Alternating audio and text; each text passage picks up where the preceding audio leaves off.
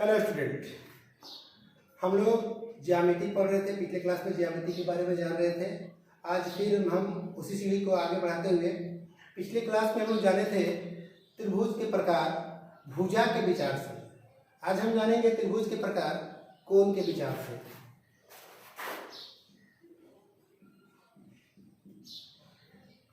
त्रिभुज के प्रकार जानेंगे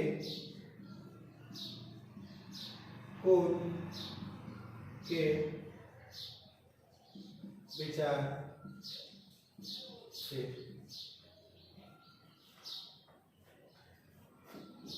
पहला जानेंगे न्यून कोण। न्यून कोण त्रिभुज, तो इसमें त्रिभुज लगा हुआ है लेकिन न्यून कोण तो आप लोग जानते ही हैं। न्यून कोण तो जान रहे हैं आप लोग। तो न्यून कोण क्या था कि वह कोण जिसका माप 0 से अधिक और 90 से कम, तो 90 डिग्री से कम माप वाले को हम क्या कहते हैं, न्यून कोण त्रिभुज। तो इस न्यून कोण बोलते हैं। इसमें क्या है, त्रिभुज लगा दिए। तो हम लोग क्या करेंगे, वह त्रिभुज जिसका माप जो है तीनों कोणों का माप क्या होगा, 90 डिग्री से कम होगा। तो हम समझेंगे क्या है कि न्यून कोण त्रिभुज है। तो लिख लेंगे इसको कि वह त्रिभुज जिसके सभी कोणों के माप 90 डिग्री से कम हो। क्या कहलाएगा, न्यून कोण त्रिभुज कहलाता है। देख लेंगे, त्रिभुज बनाएंगे A B C, 50 degree, 60 degree और 70 डिग्री। देखेंगे ना त्रिभुज के तीनों कोणों का माप क्या है, वो आपको देखेंगे कि 90 डिग्री से सभी का माप कम है। तो हम लोग समझ जाएंगे ये कौन सा त्रिभुज है, न्यून कोण त्रिभुज है। चलिए आगे देखते हैं। दूसरा देखेंगे हम लोग समकोण त्रिभुज। समकोण त्रिभुज, तो समकोण त्रिभुज, समकोण, तो समकोण तो पढ़े हैं ना कि वह कोण जिसका माप क्या है, 90 डिग्री। तो यह समकोण त्रिभुज लगा दिया है। तो क्या होगा कि वह त्रिभुज जिसमें कोई एक कोण की माप 90 डिग्री होना चाहिए, तब हो जाएगा समकोण त्रिभुज। तो हम लिखेंगे इसको भी कि वह त्रिभुज जिसका एक कोण की माप कितना हो, 90 डिग्री हो। 90 डिग्री एक कोण की माप, तीन कोण में एक कोण की माप 90 डिग्री होगा। तो हम लोग क्या जानेंगे कि वह क्या है, समकोण है। तो वह समकोण त्रिभुज कहलाता है।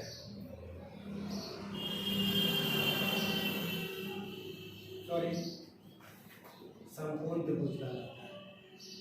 ये देखिए समकोण त्रिभुज को बना रहे हैं। यह एक कोण 90 डिग्री, कितना होना चाहिए, 90 डिग्री। ठीक, इसमें कोण ए बी सी कितना है, 90 डिग्री। तब हम उसको बोलेंगे समकोण त्रिभुज। समझ गया ना। आगे चले, चलिए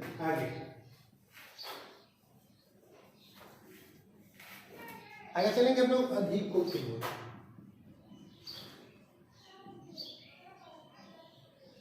अधिक कोण त्रिभुज, इसमें त्रिभुज लगा अधिक कोण से तो आप लोग परिचित है ना कि वह कोण जिसका माप 90 डिग्री से अधिक और 180 से कम होता है, अधिक कोण कहलाता है। इसमें त्रिभुज लगा हुआ है। इसमें क्या होगा कि वह त्रिभुज जिसका एक कोण की माप 90 से अधिक और 180 डिग्री से कम हो, तो हम समझ जाएंगे कि वह अधिक कोण त्रिभुज है। वह त्रिभुज जिसका एक कोण की माप 90 डिग्री से अधिक एवं 180 डिग्री से कम क्या कहलाएगा? अधिक कोण त्रिभुज कहलाता। देखेंगे, देख रहे हैं इसका आप लोग।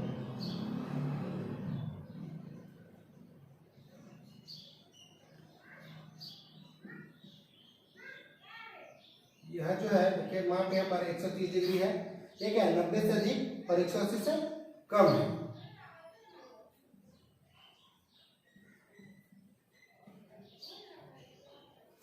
तो इसमें हमको साफ दिख रहा है कि एक कोण की माप क्या है? 90 डिग्री से अधिक है और 180 से कम है। तो इस तरह कोण को हम बोलेंगे अधिक कोण त्रिभुज। आगे बढ़े।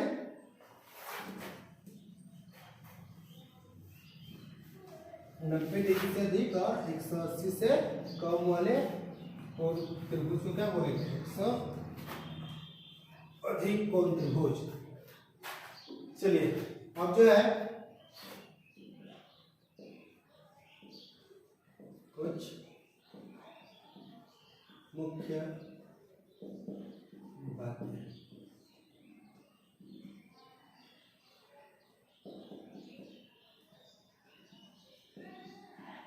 यदि एक किरण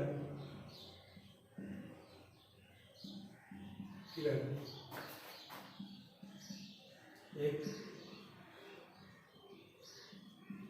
रेखा पर स्थित हो, यदि एक किरण एक रेखा पर स्थित हो तो उससे बने आसन्न कोणों का योग 180 डिग्री होता है। देखेंगे इस पर एक किरण हो तो ये कोण और ये कोण सेम इस तरह, इसका कोण एक नाम देते हैं और इसका दो। ऐसे हम लोग ये भी दे सकते हैं कि ए ओ बी सी, ऐसा दे सकते हैं। तो एक रेखा पर कोई किरण है स्थित तो इससे बने आसन कोण का योग जो है 180 डिग्री होता है।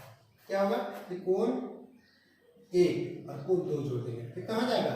180 डिग्री। अगर नाम देना चाहते हैं इसका तो इस कोण का अगर नाम देना चाहते हैं तो ए ओ बी, कोण ए ओ बी प्लस कोण बी ओ सी, कोण बी ओ सी बराबर कितना होगा? 180 डिग्री। आगे आप समझ रहे होंगे इसको। आगे बढ़े। चलिए आगे।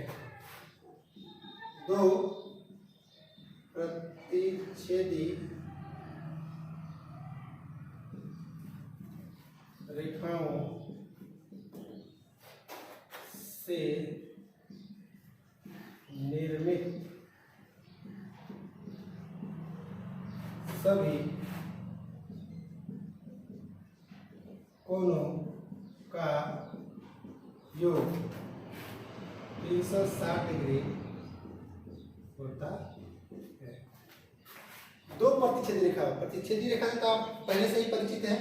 एक ये रेखा हो गया और एक देखेंगे कि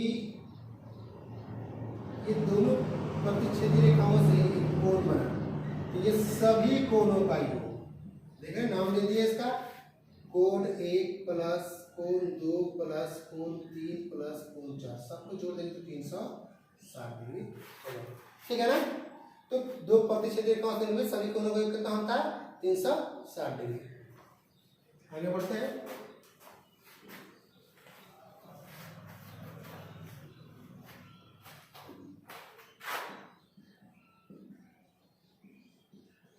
किसी भी त्रिभुज के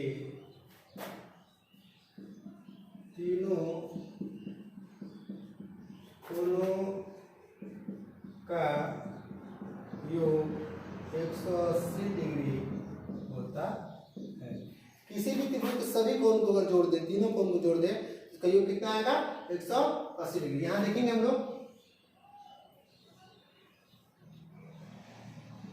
50 डिग्री, 60 डिग्री और 70 डिग्री। ठीक है, या फिर नाम न दे, ये दे दे ए बी सी दे दे। तो कोण ए पूरा नाम लिखे, इसका पूरा नाम लिख देते हैं। अगर इस कोण का नाम लिखना है तो कोण ए बी सी, इसका नाम लिखना है तो कोण बी ए सी, और इसका नाम लिखना है तो कोण ए सी बी। तीनों को अगर जोड़ दें तो कितना आएगा 180। ठीक है ना। चलिए आगे बढ़ते हैं।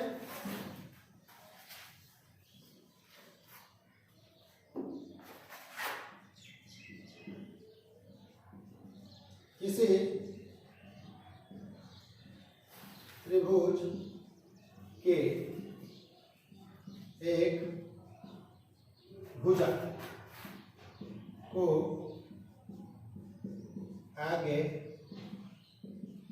को आगे बढ़ाने से निर्मित बाह्य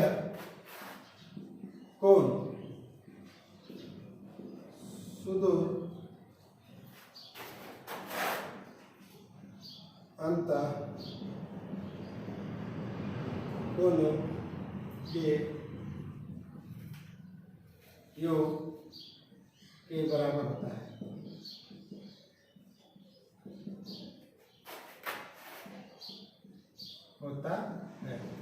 किसी त्रिभुज के एक भुजा को आगे बढ़ाने से निर्मित बाह्य कोण। अगर किसी भी त्रिभुज का कोई भी एक भुजा को बढ़ाएंगे तो उससे एक कोण प्राप्त होगा जिसको बाह्य कोण बोलेंगे। और वह बाह्य कोण अपने जो है सुदूर अंतः कोणों के योग के बराबर होते हैं। सुदूर ये दूर वाला, सामने वाला नहीं। यहाँ देखेंगे तो समझ में आएगा। ये देख रहे हैं ना, ये त्रिभुज जो है इसकी इस भुजा को आगे बढ़ा, ये कोण मिला ना, यहाँ पर हमको नाम देते हैं ए बी सी, यहाँ भी नाम देते हैं हम बी। तो देखेंगे एक भुजा को प्राप्त होती है, ये कोण हम लोग क्या कहलाएगा बाह्य कोण। अब बाह्य कोण जो है क्या होता है कि अपने सुदूर अंतः कोणों के योग के बराबर होता है। सुदूर सामने वाला, इसको नहीं, ये तो पास में है, पास वाला नहीं, सुदूर। दूर कौन, ये और ये ना बचा, इन दोनों के योग के बराबर ये आएगा। ठीक है ना। तो यहाँ हम लिख सकते हैं इसको कि कोण ए सी डी इसके बराबर होगा अपने सुदूर इन दोनों कोणों के बराबर होगा, यानी कोण ए बी सी प्लस कोण बी ए सी के बराबर होगा। चलिए इसी वीडियो को आगे बढ़ाएंगे हम लोग।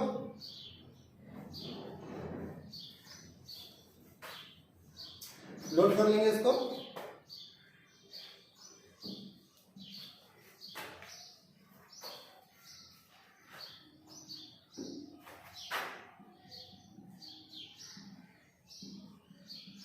किसी त्रिभुज के दो बराबर भुजाओं के सम्मुख भुजा बराबर होते हैं। सम्मुख भुजा नहीं, सम्मुख कोण बराबर होते हैं।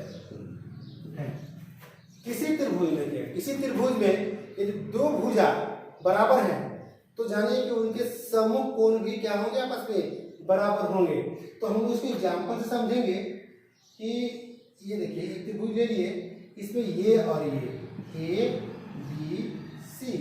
तो यहाँ देख रहे हैं कि त्रिभुज एबीसी में क्या है, ए बी और ए सी बराबर है। तो क्या, यदि क्या है भाई, यदि ए बी बराबर ए सी, तो अगर किसी त्रिभुज में दो भुजा के माप बराबर हो तो उसके सम्मुख, सम्मुख माने क्या, सामने वाला, बगल वाला नहीं, सम्मुख कोण।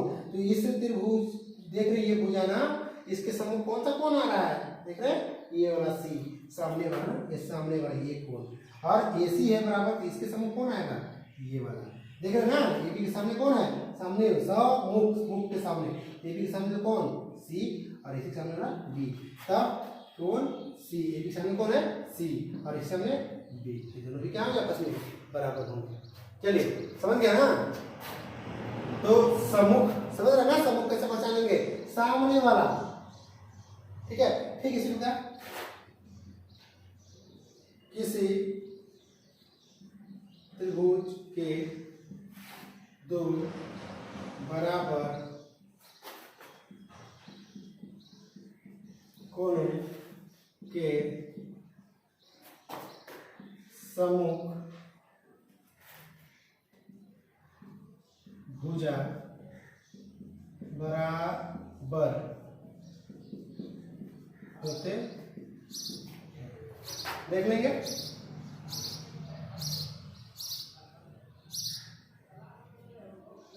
ए बी सी, तो इसमें कोण बी और कोण सी आपस में है बराबर। तो यदि कोण बी से बराबर है कोण सी, यदि ये त्रिभुज में अगर दो कोण बराबर है तो उसके सम्मुख भुजा, तो बी के सम्मुख कौन होगा, इससे बी जो है कोण बी है ना, तो बी के सम्मुख कौन सा भुजा आ रहा है देखिए, तो एसी ना, तो क्या होगा एसी बराबर।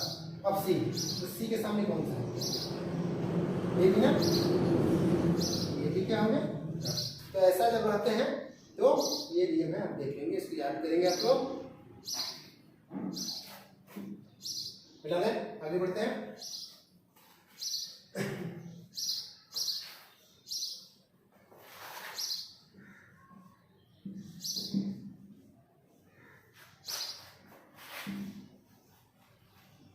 अब आते हैं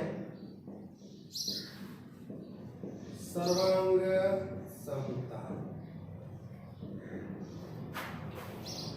तो सर्वांग समता, तो सर्वांग समता क्या होता है, दो आकृतियों के बीच में तुलना किया जाता है। दो आकृतियां सर्वांग सम होंगी, लेकिन कब होंगी ये हम बताएंगे आपको। तो क्या है कि दो आकृतियां तभी सर्वांग सम होंगी, दो आकृतियां सर्वांग सम होगी, लेकिन उसके लिए कुछ कंडीशन है। क्या कंडीशन है कि दो आकृतियां सर्वांग सम होंगी यदि उनके आकार और आमाप बराबर हो।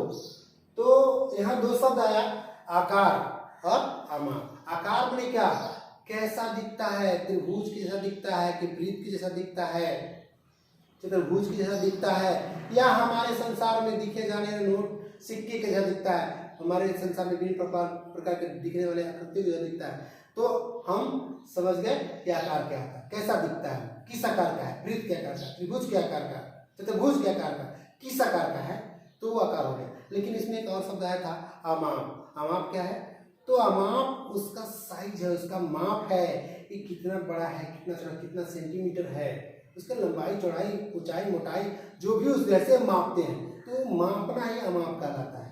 तो दो आकृतियां सर्वांगीण तभी होंगे जब उनका आकार और माप क्या होंगे, बराबर होंगे, समान होंगे, तब वो दोनों आकृतियां क्या कहलाएंगे, एक दूसरे के सर्वांग सम कहलाएंगे। चलिए इसको लिखते हैं। दो आकृतियां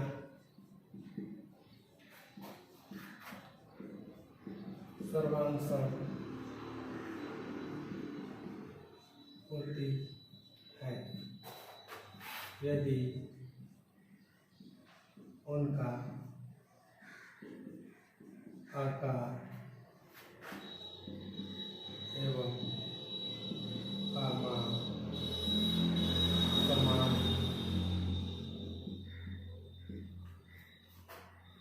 जैसे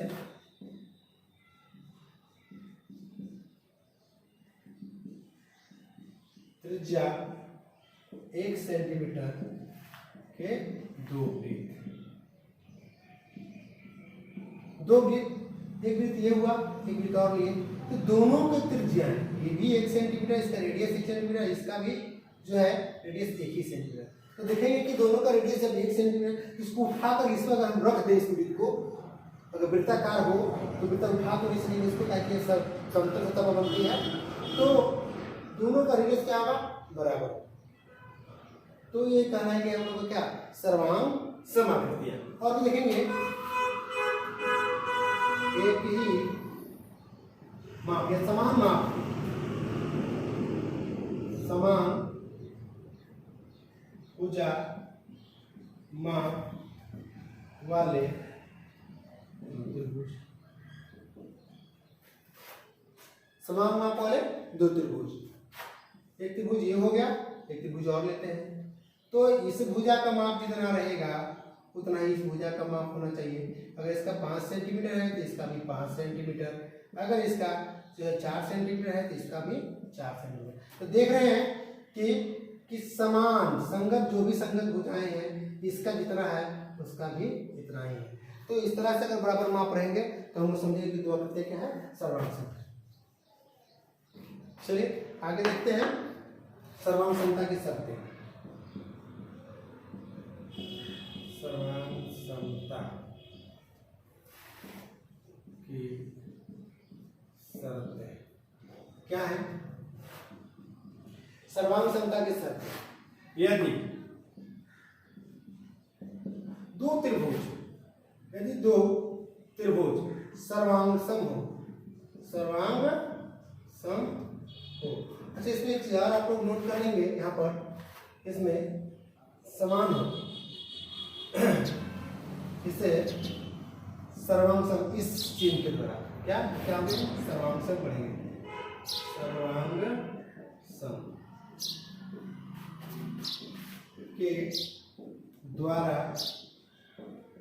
सूचित करते कर लेंगे इसको भी। यदि दो त्रिभुज सर्वांग सम हो, यदि दो त्रिभुज सर्वांग सम हो तो उनके संगत भुजा एवं कोण बराबर होंगे। देख लेंगे, दो त्रिभुज बना रहे हैं यहाँ पर,